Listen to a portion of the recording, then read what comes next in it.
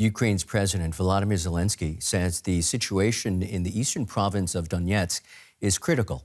Kyiv says it fought off a new Russian assault on the city of Bakhmut on Saturday. The fiercest fighting of the war is concentrated on the eastern front. Joining us now, DW's Russia analyst Konstantin Eggert.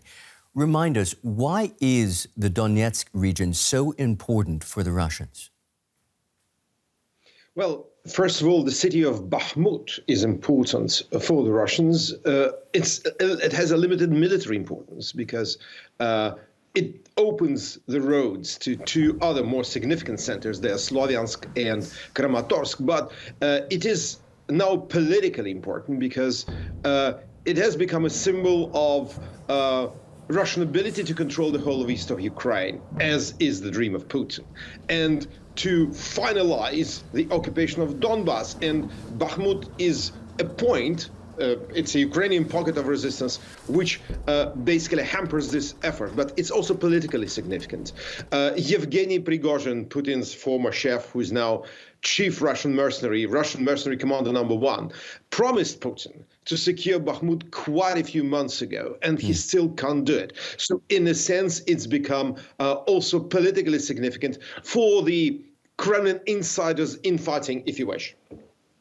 Yesterday, we saw another prisoner exchange. There are no serious peace negotiations or end to the conflict in sight, but still they are able to do these exchanges. How come? Well, even with my limited military experience of 3 years of national service, I can tell you, when you accumulate huge numbers of prisoners on both sides of the front, that becomes politically problematic.